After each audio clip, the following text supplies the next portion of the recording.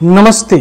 बाजा तो हम लोगों ने कई बजते देखा है, ढोलक हो या हारमोनिया या हो शहनाई, लेकिन महाराष्ट्र की राजनीति में एक ऐसा बाजा बजा है जिससे वहां की राजनीति में भूचाल आ गया। और वह बाजा बजा है सचिन बाजे का। कहते छोटा मोटा शहर कौन कहे हिले राजधानी, अब भगवान करे कि इसी में भ्रष्ट नेता भ्रष्ट अधिकारियों की याद आए नानी। इन भ्रष्ट नेताओं ने जनता को झुनझुना बाजा के सिवाय और दिया ही क्या है। रउआ बतिया के कौन बा जवाब नेताजी, हमरे घरवा में पिए के शुद्ध पानी ना मिले। रउआ कुठिया पर जरेला मुताब नेताजी, रउआ बतिया के कौन बा जवाब नेताजी। इसी पे चर्चा होगी और आप मेरे साथ बने रहिए। मैं सत्येंद्र कुमार और आप देख रहे हैं HCA मीडिया।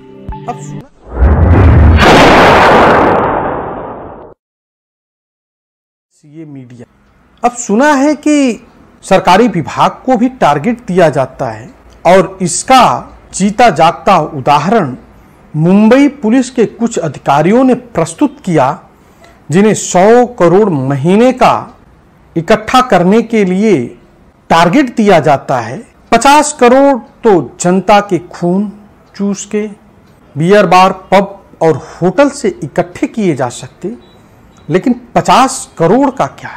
इन लोगों ने एक नायाब तरीका ढूंढा और एक गाड़ी को धमकी भरा पत्र रख के बॉम्बे के इंटीलिया बिल्डिंग के पास छोड़ा गया। ये मैं नहीं कह रहा, ये समाचार पत्रों के माध्यम से, टीवी के न्यूज के माध्यम से पता चला। अब कौन कौन से डिपार्टमेंट को कितना टारगेट दिया जाए ये तो जनता के सेवक ही जाने, जो अब मालिक बन बैठे। मुझे तो लगता है कि मनचाही पोस्ट और मनचाहे जगह पोस्टिंग के लिए भी कुछ पैसों का गोरज धंधा चलता होगा। इन भ्रष्ट नेता और भ्रष्ट अधिकारियों का क्या। इस जनता का डायरेक्ट खून अगर नहीं चूस सकते तो अपने चमचों के माध्यम से कराते हैं, जैसे गरम खाना निकालने पर हाथ न जल जाए और चमचे का यूज किया जाता। और तो और ये लोग अपने कर्तव्यों के प्रति बहुत ही निष्ठावान होते हैं, कैसे टारगेट को अचीव किया जाए। मैं समझता हूं कि क्यों न इनको बिजनेस स्कूल में मोटिवेशनल स्पीकर के जगह पे सेशन लेने के लिए भेजा जाए। आखिर अच्छे स्कूल और अच्छे प्रोफेसरों की क्या जरूरत है। हर डिपार्टमेंट में अच्छे अधिकारी और अच्छे कर्मचारी हैं और हर पार्टी में अच्छे नेता भी हैं, लेकिन उनकी स्थिति क्या है आप उदाहरण में देख सकते हैं।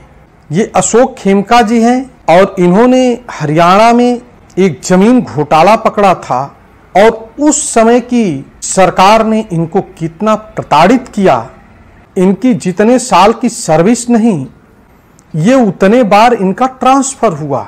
और ये आप जो स्लाइड में देख रहे हैं महान गणितज्ञ वशिष्ठ नारायण सिंह हैं। इनके पार्थिव शरीर को ले जाने के लिए एम्बुलेंस का इंतजार करना पड़ा इनके परिवार वालों को। और तो और आप अभी जो देख रहे हैं ये शैलेंद्र जी हैं, पूर्व DSP, और कहते हैं कि ये बहुत ही तेज तर्रार ऑफिसर थे, लेकिन इन्हें मजबूर होकर के अपने पद से इस्तीफा देना पड़ा था। और कारण एक अपराधी को बचाने के लिए सन 2003-2004 में इन्हें उस समय के सरकार के माननीय ने इतना जलील किया, क्योंकि एक अपराधी मिलिट्री का एक गन जिसे LMG कहते हैं, जो बड़ा घातक होता है, उसकी मारक क्षमता 700 मीटर। इस गन से 1 मिनट में 600 से 650 राउंड फायर होता है। इसको पाने की कोशिश में था और सारे साक्ष्य और यह हथियार इन्होंने बरामद कर लिया, जिसकी वजह से उस माननीय को दुख हुआ और उन्होंने इनको प्रताड़ित किया। अच्छा हुआ मैंने भी UPSC की तैयारी की थी, लेकिन परीक्षा में नहीं बैठा। अच्छा हुआ क्या इन अपराधियों के लिए और भ्रष्ट नेताओं के लिए काम करना पड़े। मुझे मेरे देश का संविधान ने अधिकार दिया हुआ है और मैं स्वतंत्र हूं। मैं इस भ्रष्टाचार और भ्रष्ट अधिकारी, भ्रष्ट नेताओं के खिलाफ बोलता रहूंगा और मैं ऐसे भ्रष्ट अधिकारी और भ्रष्ट नेताओं को अपने जूती के बराबर भी इज्जत नहीं देता। अभी आप देखिए निकायों का चुनाव, ग्राम पंचायत, बीडीसी, जिला पंचायत के सदस्यों की बोलियां लगाई जाती हैं। इस चीज की जानकारी उस जनता को पता है जिसका खून चूसा जाता है। और ये नेता डिबेट में बैठते हैं, एक दूसरे के ऊपर कीचड़ उछालते हैं, इन्हें अपने मुंह का कीचड़ नहीं दिखता और ये शीशे को पोंछते हैं और शीशे को दोष देते हैं। मैं ये नहीं कहता कि सारे नेता भ्रष्ट हैं। विदेशों में कई ऐसे उदाहरण मिले हैं, जैसे ब्रिटेन के पूर्व प्रधानमंत्री टोनी ब्लेयर एक बार सार्वजनिक परिवहन से जा रहे थे, उनके पास देने को भाड़ा नहीं था, बगल वाले पैसेंजर ने उनका भाड़ा चुकता किया। भारत में भी ऐसे बहुत सारे उदाहरण हैं।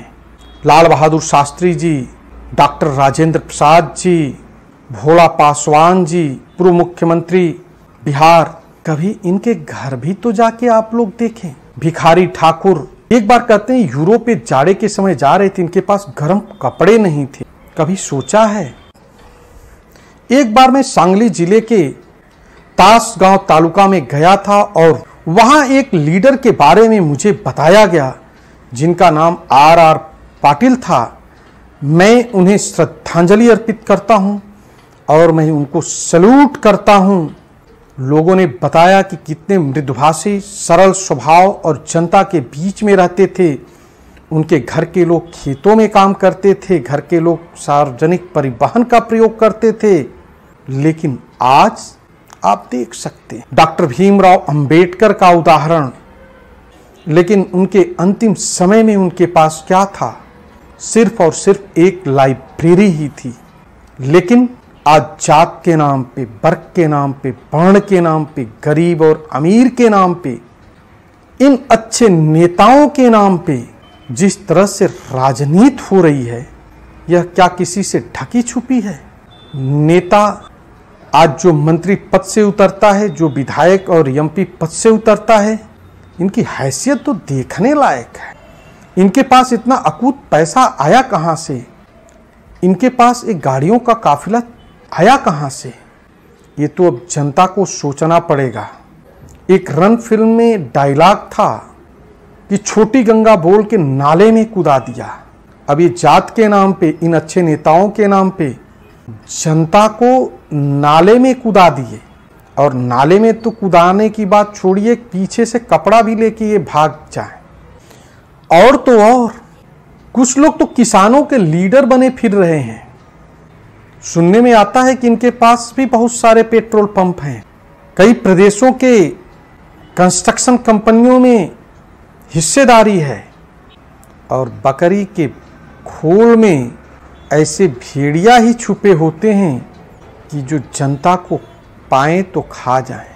और बंदरबाग का तो पूछिए ही मत। बचपन में मैंने देखा है कि गांव में मिट्टी के बर्तन में दही जमाया जाता था पहले। उसमें से मक्खन किसको मिलेगा, दही किसको मिलेगी, छाछ किसको कितना मिलेगा, खुरचुनी जिसे तरछट कहते हैं किसे कितना मिलेगा, यह उसके हैसियत के हिसाब से दिया जाता था।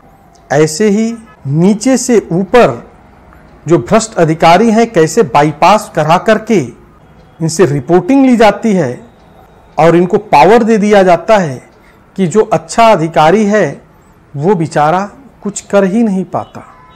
अभी हाल ही में एक अंतर्राष्ट्रीय सर्वे हुआ है, करप्शन परसेप्शन इंडेक्स। भारत का उसमें नंबर 86वें स्थान पे है, जबकि पूरे संसार में 180 देशों में इसका सर्वे किया गया था। तो क्या 86वें स्थान पे आने पे हम खुश हो जाएं कि हम तो नाइजीरिया से अच्छे हैं, हम तो सीरिया से अच्छे हैं, हमारे देश की स्थिति तो सोमालिया से अच्छी है।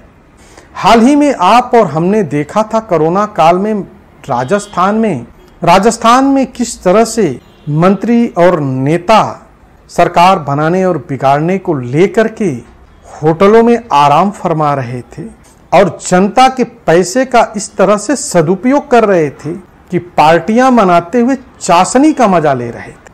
और कर्नाटक का नाटक भी किसी से छुपा नहीं है। मिलिट्री से रिटायर एक अधिकारी या जवान जब घर आता है तो कितने ही साधारण तरीके से रहता है, कितना संयम से रहता है, किसी तरीके से वह एक घर बना ले, यही उसके लिए बड़ी बात। लेकिन इन लोगों के पास इतने अकूत संपत्ति आ जाती है। रूसो एक महान विद्वान हुए हैं, फिलासफर हुए हैं। उन्होंने कहा है कि मनुष्य परिस्थितियों का दास होता है। मुझे लगता है कि इन नेताओं और अधिकारी जो भ्रष्टाचार में लीन हैं, उनको पता है कि उनकी परिस्थिति आने वाले पीढ़ियों की अच्छी नहीं होगी, तो क्यों ना कुछ पुश्तों के लिए उनके लिए पैसा इकट्ठा कर लिए जाएं, क्योंकि जनता का तो भरोसा ये जीत लेती, लेकिन इनको खुद के ऊपर भरोसा नहीं होता है। भोजपुरी में एक कविता है, रउआ बतिया के कौन बात जवाब नेताजी, हमारे घरवा में पिए के शुद्ध पानी ना मिले, रउआ कुठिया में जरेला मुताब नेताजी, रउआ बतिया के कौन बात जवाब नेताजी, रउआ बुढ़िया लगावे क्रीम पाउडर फेस वॉश, हमरे जवनकी के ना मिलेला लगावे के पिसान नेताजी, रउआ बतिया के कौन बात जवाब नेताजी। इस विषय को आप लोगों को सोचने के लिए मैं छोड़ के जा रहा हूं। आप लोग इसे कमेंट में लिखें और आप लोगों से अनुरोध है कि मेरे चैनल को लाइक करें, सब्सक्राइब करें, बेल आइकॉन को दबाएं। अगले एपिसोड में किसी नए विषय, किसी नए जगह के बारे में चर्चा होगी। तब तक के लिए मुझे इजाजत दीजिए। धन्यवाद।